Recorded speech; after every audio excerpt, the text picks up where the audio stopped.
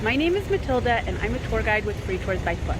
Today I'm taking you on a virtual tour, but rather than by foot, we will be taking a public bus, one of London's iconic double-deckers.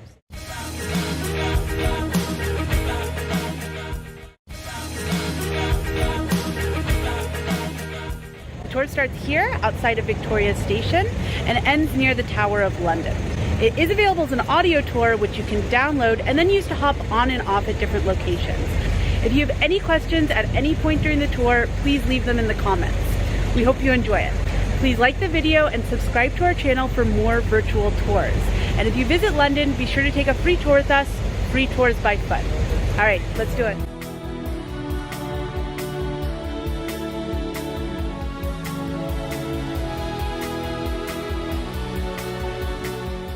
The audio tour app starts with Westminster Cathedral, which is a few minutes away.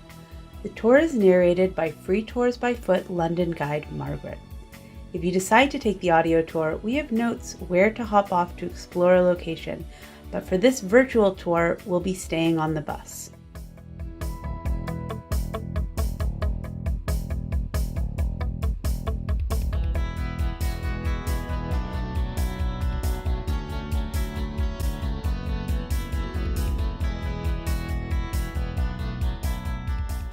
To your right, you will soon see the beautiful red and white bricks of Westminster Cathedral, the United Kingdom's largest Catholic church. Designed by John Francis Bentley in the Neo-Byzantine style, this is the Catholic counterpart to the Anglican Westminster Abbey, the Church of England being an Anglican organization with the monarch at the head. The cathedral opened in 1903, 1 year after Bentley's death, and the interior was decorated after his passing, filled with beautiful mosaics throughout. The cathedral is open to visitors, and it's possible to visit the viewing gallery at the top of the tower. At 64 meters, or 210 feet, above street level, a trip to the top of the viewing gallery offers beautiful views of Westminster.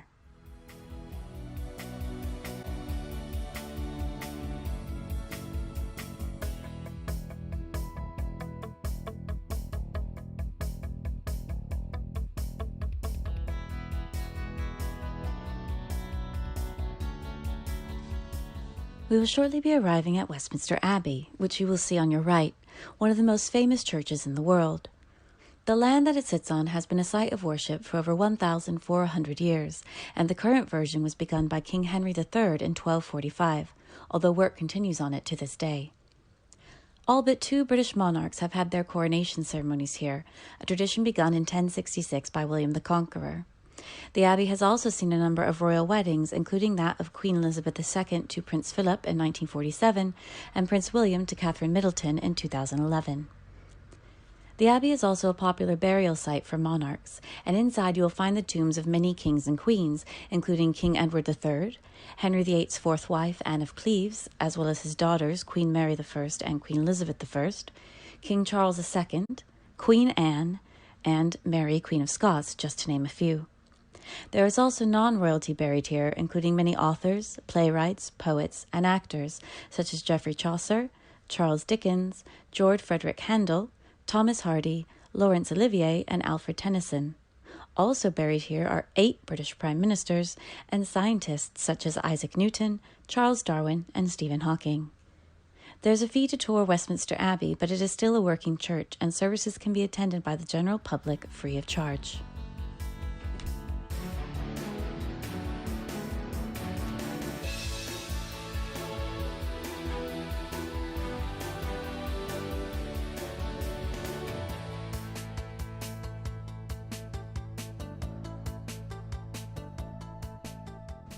As you circle around Parliament Square, you will get a view of Big Ben and the Palace of Westminster, better known as the Houses of Parliament.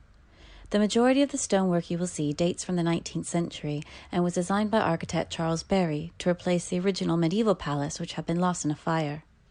The clock tower, technically called the Queen Elizabeth II Tower since 2012, that famously houses the bell known as Big Ben, was designed by Augustus Pugin, who completed the project in 1859 when it was the largest accurate 4-phase chiming clock in the world. Today, it is the most iconic symbol of our city.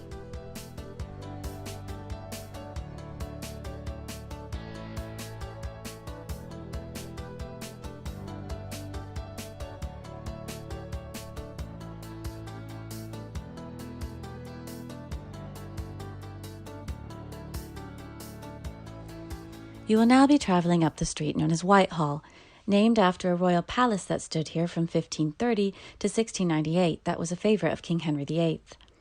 Today, the word Whitehall is synonymous with government, as the Home Office, Foreign Office, and Treasury are all located here. National monuments are here also. You will see both the cenotaph and the Women of World War II monuments in the middle of the road as you travel. You will also get a glimpse of the Prime Minister's house at number 10 Downing Street through the big black gates on your left.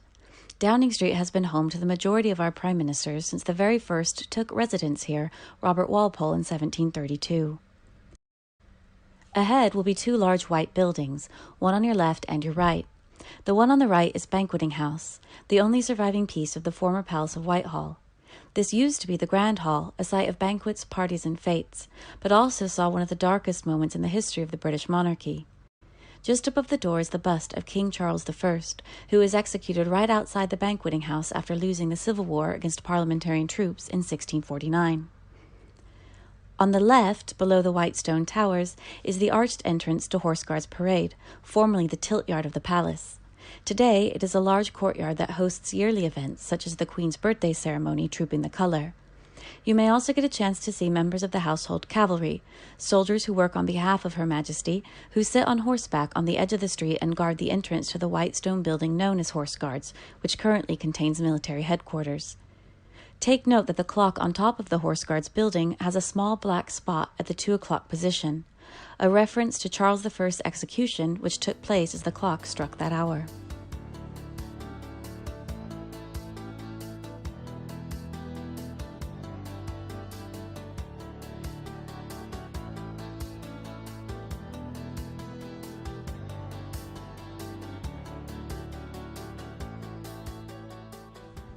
You are now about to pass by Trafalgar Square, a style public square named after the Battle of Trafalgar in 1805.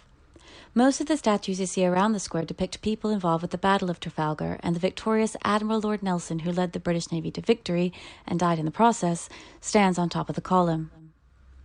At the top corner to the left of the square is the Fourth Plinth, home of the Fourth Plinth Project, a scheme that sees works by various artists displayed in the square, changing every year or two. Dominating the top of the square is the National Gallery and the National Portrait Gallery, both of which have free admission. Originally designed to be a showcase for art and commemoration of the Battle of Trafalgar, today Trafalgar Square is a popular place for community gatherings. The square has seen political demonstrations, anti-war protests, celebrations at the end of the Second World War, West End performances, TV and movie filming, New Year's Eve parties, the premiere of the final Harry Potter film, and it is also the home of London's Christmas tree, a yearly gift from Norway as a thank you for British support during World War II.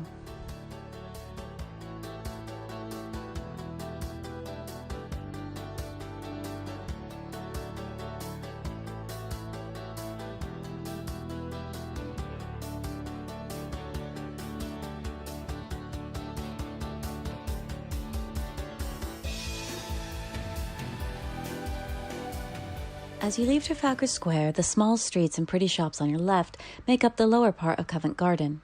Originally Convent Garden, the land was owned by Westminster Abbey and was used to grow fruit and vegetables. From then, it became a fruit, vegetable, and flower market that existed for centuries before being shut down in the 1960s as traffic in the area was preventing traders coming in and out. Covent Garden was revitalized in the 1980s as a shopping center and regained its status as a market, although not focused on fruit and vegetables, but art, handmade goods, clothing, and bric-a-brac. Today, Covent Garden is known not only as a market, but as a hub of luxury shops, street artisan performers, and myriad restaurants and bars. The area also makes up what is known as the West End, London's theatre district. In the 17th and 18th centuries, a number of theatres were erected in the area as wealthy Londoners began traveling to the west part of town for entertainment. That industry has absolutely boomed, and as you travel, you will notice theatres on the right and left of you, many of which are originals that are centuries old.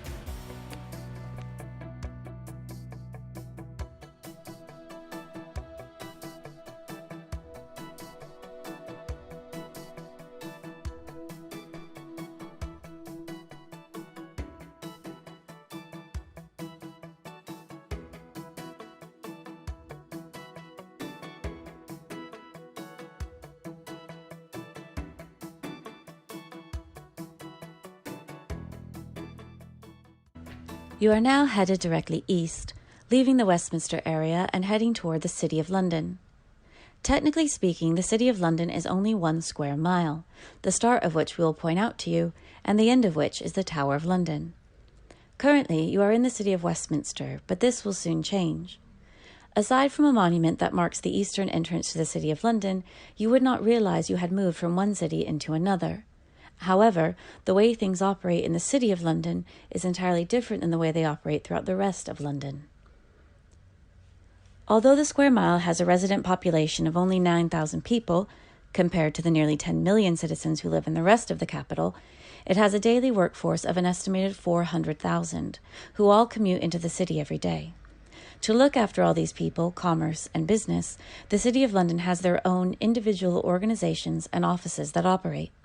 For example, London has a mayor, who at the time of recording in 2020 is Mr. Sadiq Khan, while the City of London has their own mayor, known as the Right Honourable Lord Mayor, only responsible for this part of town and with no power elsewhere in the capital.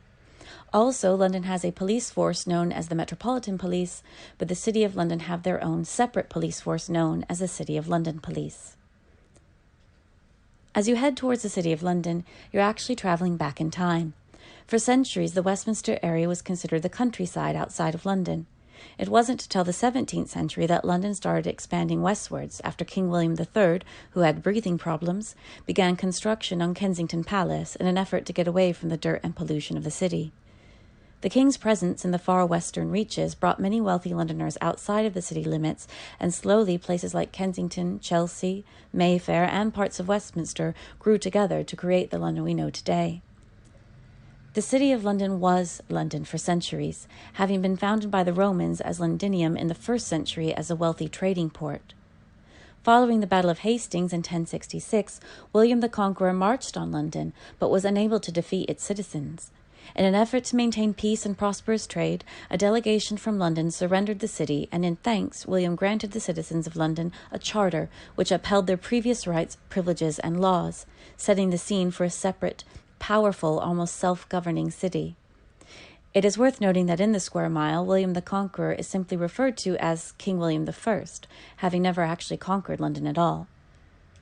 If you want to learn more about the City of London, consider joining us on our regularly scheduled City of London guided walking tours, or download our audio guide version.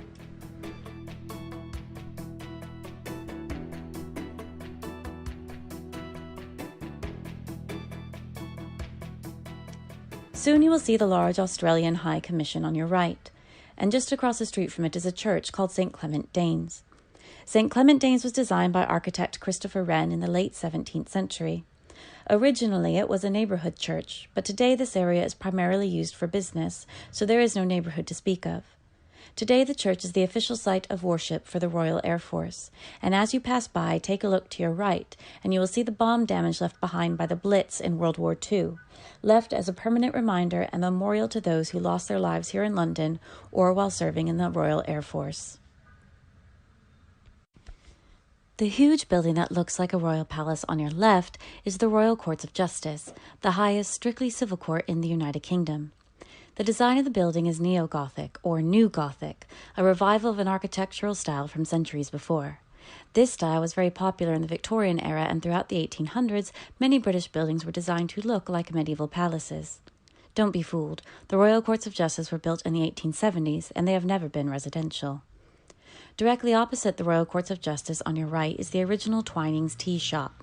Originally built in 1706, they have been selling tea ever since. Just above the doorway, you may be able to spot a small crest flanked by a lion and a unicorn. This is the coat of arms of Queen Elizabeth II and lets us know that Her Majesty drinks Twinings tea. As you travel along the mass of the Royal Courts of Justice, you will pass a monument in the middle of the street with a dragon on the top and a statue of King Edward VII on the side. This is Temple Bar, the official marker point of the boundary of the City of London. You are now travelling down Fleet Street, named after the River Fleet, a tributary of the Thames that flows underneath. Fleet Street actually sits directly on top of a Roman road that used to connect the south coast to the western countryside, which means people have been travelling up and down Fleet Street for the last 2 millennia. You may recognize the name. Some people know it from the legend of Sweeney Todd, the demon barber of Fleet Street, a thankfully fictional character, or because of the street's association with the press. In the 16th century, the first printing press in England was operating in a small printing shop just off of Fleet Street near Shoe Lane. Drawn by this, more printers and publishers began moving to the area, and in 1702, the first issue of London's first daily newspaper, the Daily Courant, was published in Fleet Street. By the 20th century, this entire area was dominated by the national press and related industries, although a mass exodus began in the 1980s when many companies moved toward the new Canary Wharf for more space and modern equipment. However, the name Fleet Street is, to this day, still synonymous with the printing and publishing industry.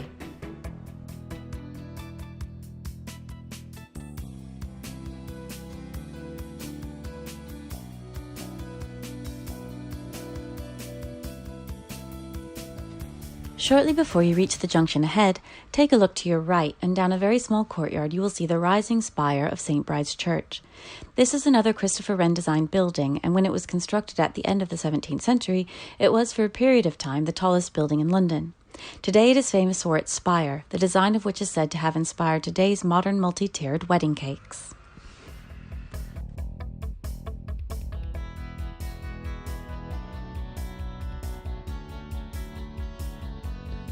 You are now climbing the hill towards St. Paul's Cathedral, but if you look to your left, right before All Bar 1 on the corner, you will get a glimpse of the statue of Lady Justice atop the Old Bailey, London's highest strictly criminal court, which has been operating here, in one form or another, since 1585. Straight ahead of you rises the dome of St. Paul's, Christopher Wren's masterpiece. You will notice a statue in front of the church. The figure you see is Queen Anne, who was on the throne at the time the cathedral, as you see it, was completed. However, there's actually been a site of worship on this exact location for the last 1,000 years, which means there have been many St. Paul's cathedrals. This is just the most recent. But by recent, we still mean over 300 years old. The cathedral was officially opened by Parliament on Christmas Day in the year 1711. Since its construction, St. Paul's has seen many landmark occasions. In 2012, Queen Elizabeth II celebrated her Diamond Jubilee, her 60th year on the throne, with a special service of Thanksgiving here. Queen Victoria did the same at her Diamond Jubilee, the first one the country had ever seen, in 1897. St. Paul's has also hosted weddings, the biggest and most iconic of which was that of Prince Charles and Princess Diana in 1981. And the church has also seen the funerals of numerous famous figures such as Admiral Lord Nelson, who you saw in Trafalgar Square, the Duke of Wellington, Winston Churchill, the Queen Mother, and that of Christopher Wren himself, who is interred inside with an epitaph that simply states, quote, "Reader, if you seek his memorial, look around you." As you travel around the cathedral, you will get a good view of the dome. This is one of the largest church domes in the world and weighs approximately 65,000 tons. When visiting St. Paul's, it is possible to climb to the top of the dome and step out onto what is called the Golden Gallery, with stunning views across the city. You will notice a number of curved recesses in the side of the cathedral that look as though there should be statues inside. These are called niches and were in fact designed to be empty. Their inclusion in the architecture of the cathedral is simply to break up the side of the church, which would otherwise just be a plain stone wall.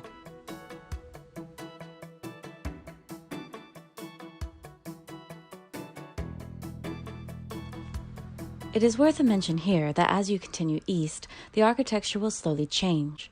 During the Blitz, the air raids on London carried out by the German Air Force, London was bombed severely and many historical buildings were ruined beyond repair.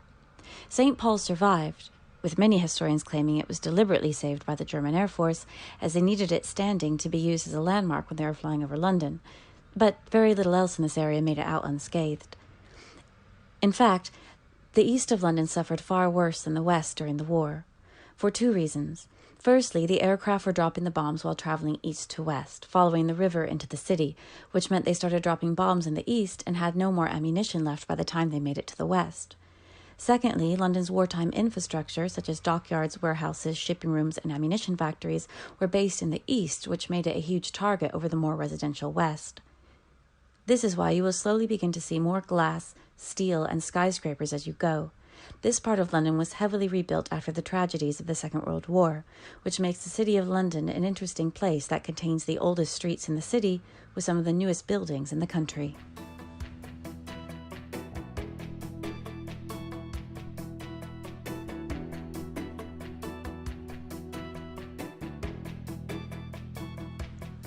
You are now headed toward London's financial heart, the huge traffic junction ahead.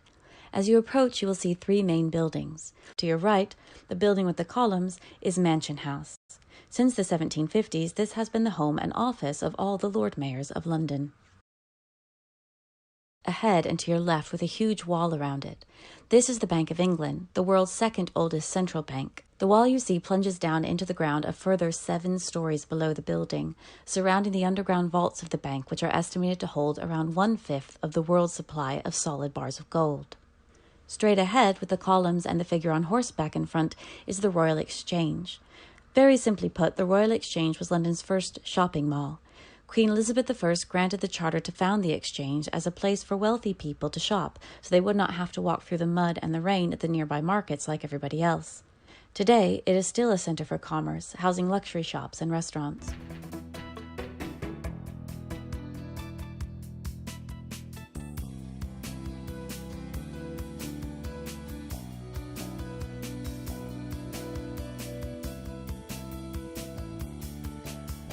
As you travel down the street, you will see the end of your bus journey, the large stone column with the golden statue on top. This is the monument to the Great Fire of London, which took place in September 1666.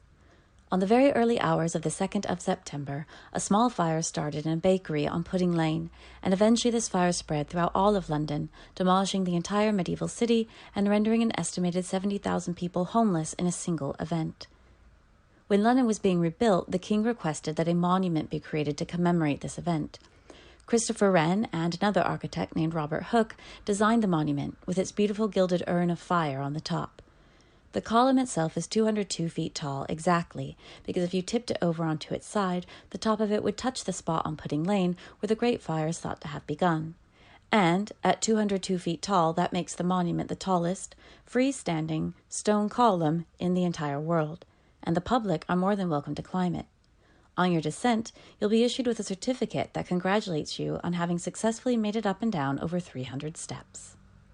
And that is the end of our tour. We hope you enjoyed it. If you did, please like the video and subscribe to our channel for more virtual tours. And when you visit London, remember to take a free tour with us, free tours by foot. See you next time.